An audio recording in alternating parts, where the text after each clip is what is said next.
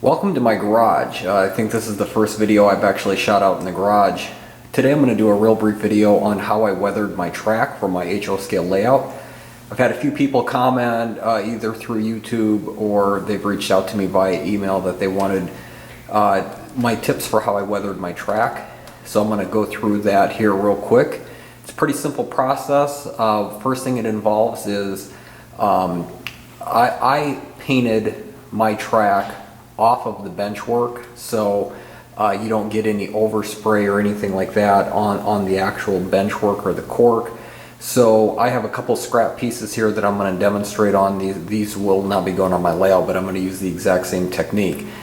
The nice thing about how I did my weathering was I actually soldered all of my feeder wires onto the rails prior to painting the track. So when I went ahead and painted it, the wires and the joints where I did my soldering get painted over. So, and then of course you want as clean of rail as possible when you're soldering. So if you try to paint first and then solder, and I have done that, and it's a real tedious process because you have to use some sort of paint thinner and a Q-tip or whatever to remove the paint from the rail where you want to make the solder connection. So I did my soldering prior to painting, and then again that just sort of let me paint the wires so you don't see a lot of black and red wires out on the layout. Here's a first piece of flex track that I've actually prepped to be painted. Now some people have asked me specifically, and I'll talk about this. So one of the things you really have to worry about when you're painting your rail is ensuring that you have a good electrical connection where two pieces of track come together.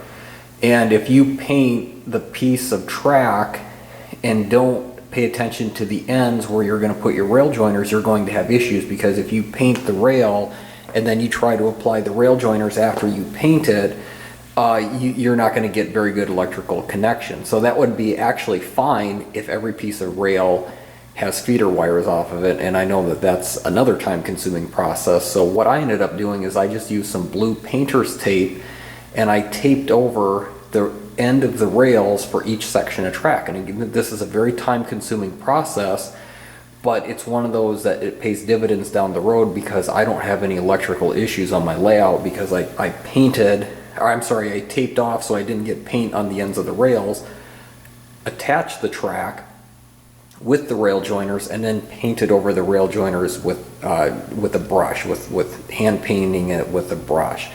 That has worked very well for me. My experience in the past has been if I connected two pieces of track, so like right now I could take this second piece of track here, connect it with a rail joiner, and then spray paint over where the rail joiner is. My experience has been that the paint can actually seep between the rail joiner and the rail, and then you lose some of that electrical connection. So this works for me. I'm not claiming that this is the only way of doing it, but this is what I did and it has worked very well for me. So this is the approach that I take. So here's the second piece of track. Again, I just take a little bit of blue painter's tape, blue masking tape, and I'm only going to tape over, probably an 3/16 of an inch, really essentially what the rail joiner would cover at the end of the rail. So I just wrap this around 2 or 3 times so you get a good seal on there. It doesn't have to be anything perfect. You can see that it's not real pretty looking, but again it serves the purpose of just covering this section of rail so we don't get any paint on it. So there you can see, got good tape. So then this part of the rail is not going to receive any of the spray paint. And again, I'm going to hand paint this, so it's 2 coats of paint, spray paint first, and then hand paint the rails later.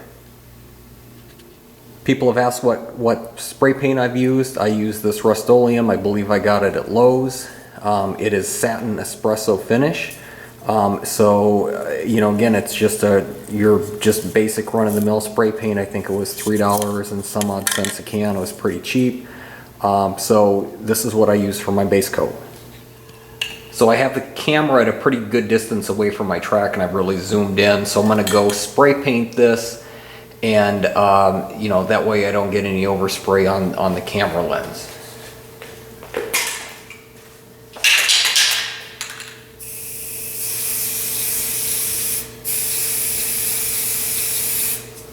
One of the things you want to do is make sure that you get both sides of the rail, so you have to spray it from both directions.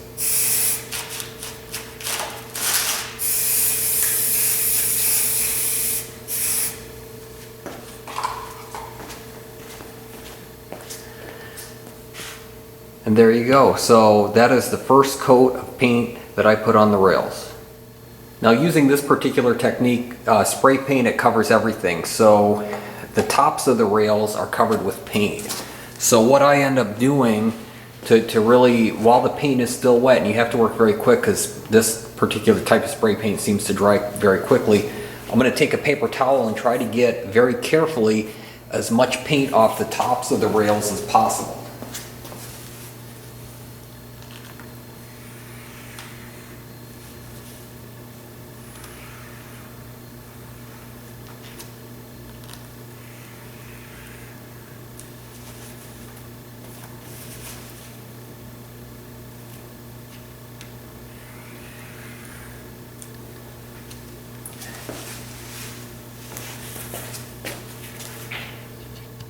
It's not going to be perfect using a paper towel to get the paint off the top of the rails, but at least you're getting the majority of it off.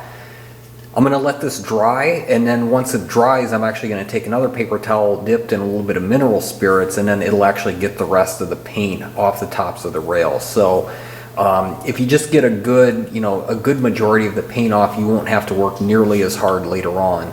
So right now, the first coat has been put on the rails. And the ties, they're all the same color, so we're going to let this dry, and once it gets dried, I'll come back for part 2. Okay, so now that the track is dry, I've got it down in my basement so you can see, hopefully you can see kind of well, everything is the same color, the ties and the rails are the same color. You'll notice, if you're going to spray paint the rails, it didn't get a real good coat, so if you didn't want to hand paint them, you'd probably have to put 2 coats on.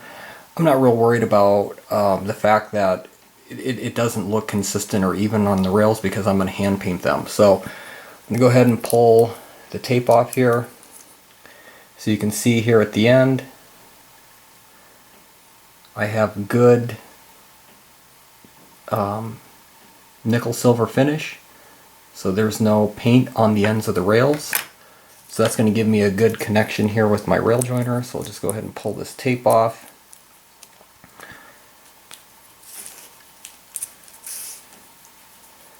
So then the other thing you'll notice is, again, the tops of the rails, there is a little bit of paint still left on them, so I'm just going to take a paper towel here with a little bit of mineral spirits on it, and I'll clean the tops of the rails off.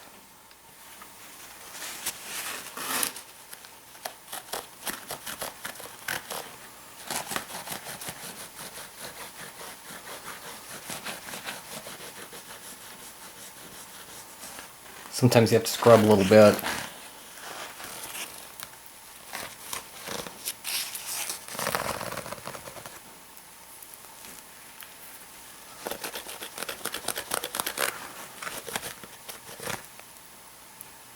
But this way you're essentially ensured that the very tops of the rails have absolutely no paint on them whatsoever. So I'm going to go ahead and do the other one here, and then we'll continue on. Okay, I got both of them cleaned off, and you can see the paper towel here. Quite a bit of paint came off just on 2, short, about 9-inch sections of rail. I got quite a bit of paint off the top. So even if you don't think that, or if you think that you got the rails cleaned off right after you spray painted them, it's still just a good idea to take a little bit of mineral spirits, go over the tops of the rails. That way you're ensuring that you're going to get a good electrical connections with the wheels on your locomotives. Okay, I have 2 brand new rail joiners here. You can see that they're brand new, no paint on them. I use brand new rail joiners, even though I had a bunch of used ones on my new layout, because again, it cost just a few dollars to get new rail joiners, and you're just essentially ensured that you're going to get a good tight connection between where the rails join together.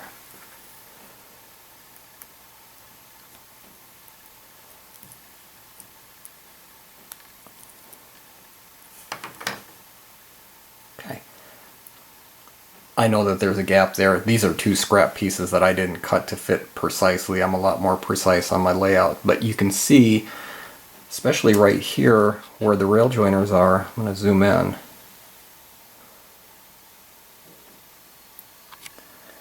So you can see the rails have the brown on where the rail joiners are. There was no paint, and then you get back over to where there's more paint on the rail. So, you know, in theory you could leave your track like this, but you know, again, it's pretty visible on your layout that if you have all of your rails painted except where the rail joiners are, then you know, it's pretty noticeable. So I'm going to go ahead and paint the rails here. So the paint that I use for the rails is Flat Rust. This is a Tester's product. I got it at Hobby Lobby. You can actually even see the price tag on here. So one jar of this goes a very long ways. I painted my entire layout on just over a jar and a half of this, and I have quite a bit of track. The other key to getting the rails painted precisely is to have a good small brush, small tip brush. Again, I got this in like a 12-pack of brushes at Hobby Lobby for like $4 or $5. So, you know, any hobby store should have thin brushes like this, and that's going to be the key to ensure that you paint the rails and not your ties. Okay, so you don't need very much paint on your brush.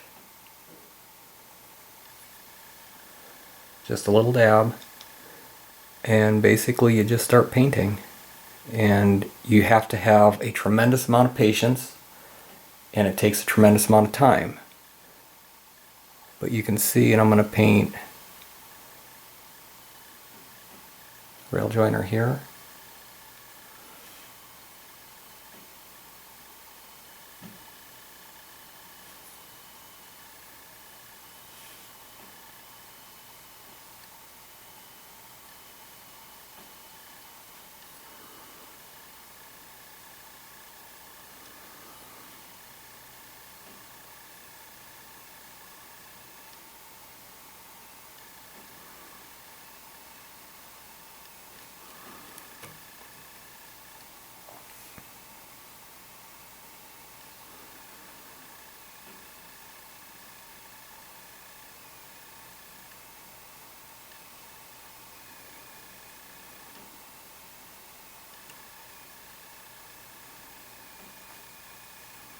And that's how you do it. And you just paint and paint and paint for literally hours. I spent probably a good 6, 7, 8 hours hand painting the rails. I'm not going to go through and paint all of this for you. I just wanted to give you an idea, but this is actually how I did the weathering on my track. Again, I'm not claiming that this is you know, the best way of doing it or the only way of doing it. It was the way that worked for me. So I hope you appreciate that. Here's a couple just still shots that I took of the rails of my track that's actually on my layout. The first picture has the flash on, so you can really see with light reflecting off of it, it does appear to be pretty brown, pretty rusty appearing. With no light or no light reflecting off of it, just a regular exposure, you can see that it appears a lot more dark than what it actually is when you see a flash of light on there. So here's some of the track. The very, very last thing after the paint has dried, what I ended up doing was taking a bright boy. So you can see when you hand paint the rails, especially on the inside flange of the rail, you'll get some paint on here. So to just make it look a lot more consistent and even, I just took a bright boy and very carefully, very gently went on the inside and the outside of the rail with my bright boy.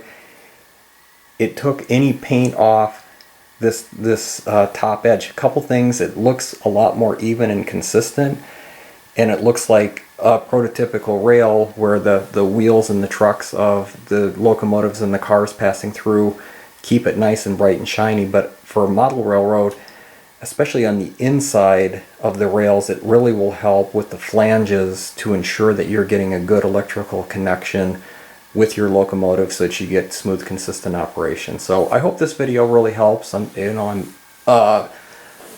think that this works for me. I like how my rails look. you know, I'm very satisfied with it. So if this is something that you want to invest the time in, I would encourage you to weather your rails, because it really gives your layout a lot more realistic appearance. So if you have any questions, please be sure to comment and I'll try to answer them. Thank you.